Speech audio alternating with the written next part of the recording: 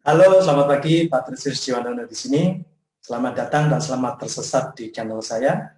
Pagi ini saya akan menyesatkan Anda sekalian ke suatu konsep pembelajaran yang dinamakan flipped learning. Mari kita lihat PowerPoint saya.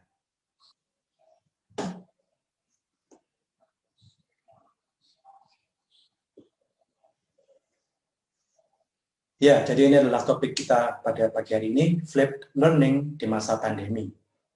Jadi memang ide ini saya lontarkan untuk membantu rekan-rekan yang mungkin kebingungan bagaimana ya cara mengajar online secara efektif di masa pandemi. Dan ini kemungkinan kita juga tidak akan belajar secara full online terus-menerus, tapi kita juga akan mengalami apa yang dinamakan blended learning. Blended learning adalah kombinasi antara pembelajaran secara online dengan pembelajaran tatap muka di kelas. Saya akan menyajikan ide saya yang sederhana. Harapannya saya bisa membantu rekan-rekan sekalian untuk melaksanakan pembelajaran yang dinamakan flipped learning. Nah, mungkin Anda ada yang penasaran apa artinya flipped? Flip artinya dibalik, ya. Jadi kalau kita membuat martabak itu flip the martabak, ya itu artinya membalik martabaknya supaya tidak gosong. Ya. Oke, sekarang akan saya ajarkan atau saya paparkan bagaimana flip learning ini dilakukan. Nah, yang pertama adalah saya bandingkan antara kuliah konvensional yang bertahun-tahun sudah kita lakukan, kemudian yang akan saya kontraskan dengan yang namanya flipped learning. Kalau di kuliah konvensional, maka dosen akan menerangkan di kelas tatap muka, lalu memberikan tugas. Jadi dosen dan mahasiswanya hadir secara fisik di kelas, dosen akan menerangkan beberapa saat, kemudian memberikan tugas. Entah itu tugas mandiri, tugas terstruktur, ya, pokoknya itu tugas diberikan di kelas. Kemudian mahasiswa boleh mengerjakannya di rumah. Kemudian minggu depannya atau pada pertemuan berikutnya, tugas yang sudah dikerjakan oleh mahasiswa itu kemudian dikumpulkan atau diperiksa bersama-sama, dibahas bersama-sama di kelas. Ya. Itu kuliah konvensional sebelum pandemi. Nah, sekarang setelah pandemi berlangsung selama hampir setahun ini, dan mungkin juga akan berkepanjangan, ya, maka kita tentu tidak bisa mengandalkan pembelajaran tatap muka di kelas terus-menerus, karena itu sangat berbahaya. Nah, kemudian timbullah ide flipped learning. Nah, di flipped learning, mahasiswa tidak mulai di kelas, tapi mereka di rumahnya masing-masing dengan mengandalkan laptop atau gadget dan jaringan internetnya, mereka menyimak penjelasan dosen yang sudah direkam di video. Ya, jadi tentunya dosen harus merekam dulu penjelasannya tentang satu konsep, tentang satu teori di video, kemudian diunggah ke satu channel, misalnya di YouTube. Ya. Nah, kemudian mahasiswa menyimak penjelasan itu di rumah masing-masing. Ya. Kemudian mereka mengerjakan tugas di bagian akhir video itu. Jadi video itu bukan hanya berisi penjelasan, tapi di bagian akhirnya ada tugas tertentu yang diberikan kepada mahasiswa, yang tentunya relevan dengan apa yang sudah diterangkan tadi. Nah, itu ciri khasnya flipped learning adalah di situ. Mahasiswa tidak berangkat dari tatap muka di kelas, tapi mereka di rumah masing-masing. Mereka menyimak penjelasan dosen yang sudah merekam penjelasannya di video. Dan di akhir video itu ada tugas tertentu yang harus dilakukan oleh sang mahasiswa. Itu namanya flip. Ya. Kemudian pada pertemuan berikutnya, minggu berikutnya, ya, mereka berkesempatan untuk tatap muka di kelas.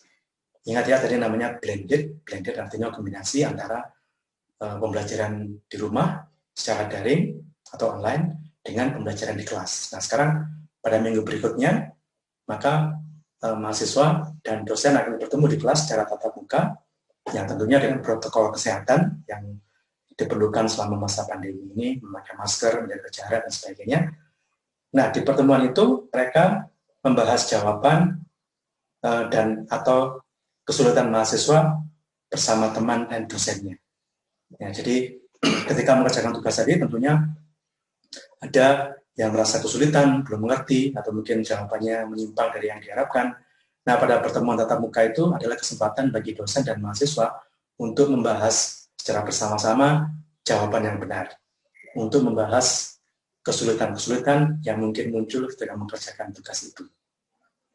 Ya, jadi ini adalah inti dari flipped learning, dibalik urutannya. Kalau tadinya mahasiswa mendengarkan dulu di kelas, kemudian tugas, nah sekarang dibalik, mahasiswa boleh dari rumahnya menyimak penjelasannya, kemudian mengerjakan tugas, baru kemudian datang ke kelas untuk membahas tugas-tugas tersebut.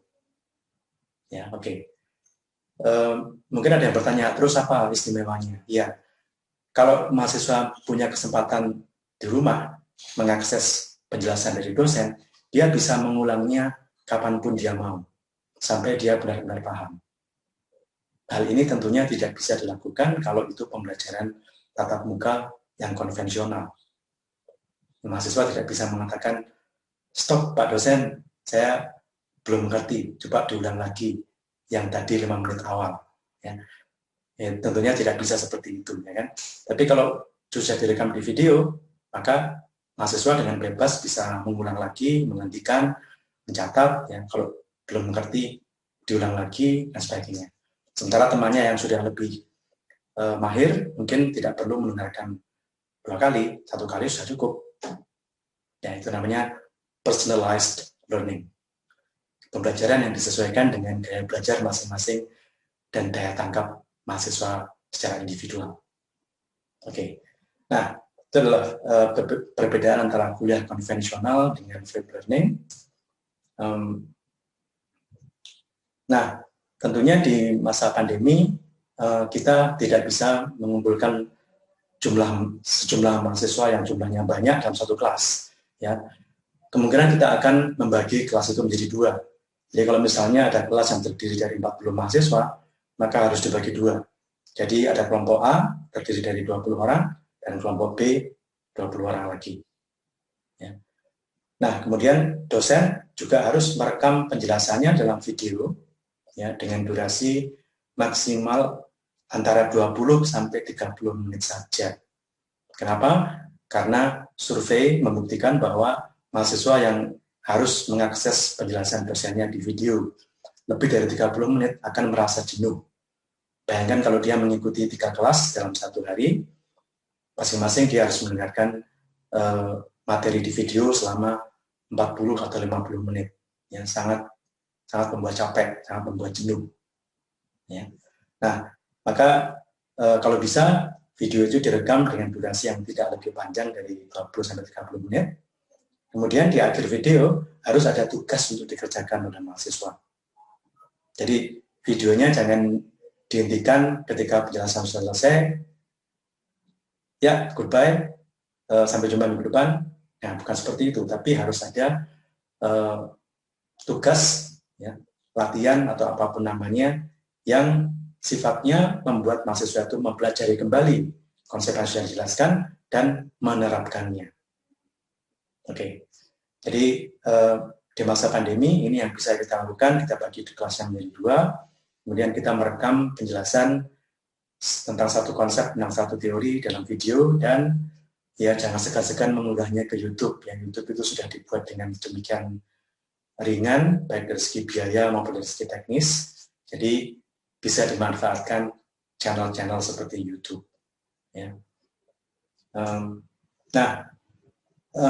Dulu Ariel Peter Pan punya lagu Separuh Aku. Yang sekarang kita akan mengajar bukan separuh aku, tapi setengah kelas, yang separuh kelas. Ya. Maksudnya bagaimana? Nah, seperti ini. Jadi sesi yang pertama di rumah, kegiatannya kedua kelompok mahasiswa itu, jadi semua mahasiswa maksudnya, menyimak penjelasan dosen tentang topik A yang sudah direkam di video. Kemudian mereka mengerjakan tugas di akhir videonya. Minggu berikutnya, di kelas, mahasiswa kelompok A boleh datang ke kelas, tatap muka di kelas dengan dosennya, ya, untuk membahas jawaban atau masalah dalam tugas tadi. Jadi kalau ada masalah-masalah bisa dibicarakan di situ, kemudian mahasiswa juga bisa menunjukkan ini jawaban saya, dosen memberikan feedback, oh ya ini sudah benar, ini masih kurang di sini, ini masih kurang di situ, dan sebagainya. Ya. Nah, sementara itu mahasiswa kelompok B yang 20 orang tadi tinggal di rumah. Dengan demikian, kelas yang isinya maksimal 40 orang tadi itu berkurang separuhnya menjadi hanya 20 orang, dan dengan demikian mereka bisa menjaga jarak yang aman, 1,5 meter antara manusia supaya tidak terjadi penularan COVID. Ya kan? Nah, kemudian kalau perlu dosen mencatat hal-hal penting selama pembahasan tersebut. Biasanya dosen mendeteksi, wah ini ada kesalahan umum yang sering dilakukan oleh mahasiswa saya. Mereka rupanya belum paham di bagian ini. Nah, itu bisa dicatat. Ya. Apa gunanya? Nah, ketika sesi itu sudah berakhir, dosen bisa membagikan catatan tersebut ke LMS yang dipakai oleh mahasiswa dan dosen untuk pembelajaran daring, sehingga mahasiswa kelompok B pun tahu, oh ini tadi hasil pembahasannya di kelas, ini adalah kesalahan-kesalahan yang sering dilakukan, dan ini koreksinya. Ya, dengan demikian, mahasiswa kelompok B, sekalipun mereka tidak hadir di kelas, mereka sedikit banyak masih bisa mengikuti perkuliahan di kelas tadi, dengan mendengarkan atau dengan memperhatikan catatan yang sudah dibuat oleh dosen, dan di-share ke seluruh mahasiswa di LMS yang digunakan, entah itu MS Teams, atau Moodle, atau Canvas, dan sebagainya. Ya, saya kira itu mudah dilakukan. Ya. Nah, kemudian pada minggu berikutnya, topiknya sudah berganti. Sekarang kembali lagi dari rumah. Mereka belajar dari rumah, mereka menyimak penjelasan dosennya tentang topik B, topik yang baru, yang sudah direkam oleh dosennya di video, dan mengerjakan tugas di akhir video tersebut. Sama seperti tadi. Cuma sekarang bedanya topiknya sudah ganti. Ya. Nah, kemudian setelah itu, pada pertemuan berikutnya, pada sesi berikutnya, gantian mahasiswa kelompok B yang boleh tatap muka di kelas dengan dosennya. Kemudian melakukan pembahasan tugas yang tadi sudah diberikan di minggu sebelumnya. Mereka membahas tugas, memberikan jawaban yang benar, mendengarkan umpan balik dari dosen, sementara dosennya sama seperti minggu sebelumnya, sang dosen akan mencatat hal-hal penting atau kesalahan-kesalahan yang sering dilakukan atau hal-hal yang harus diperhatikan dalam pengerjaan tugas tersebut. Kemudian dosen akan membagikannya ke LMS yang dipakai bersama-sama dalam pembelajaran daring. Dengan demikian, mahasiswa kelompok A sekalipun tidak hadir di kelas, tapi mereka masih bisa sedikit banyak mengikuti apa yang dilakukan di kelas, mencermati poin-poin yang sudah dibahas di kelas. Ya. Itulah Flip Learning, kiranya bermanfaat. Salam sehat, salam sejahtera. Sampai jumpa di episode saya mendatang.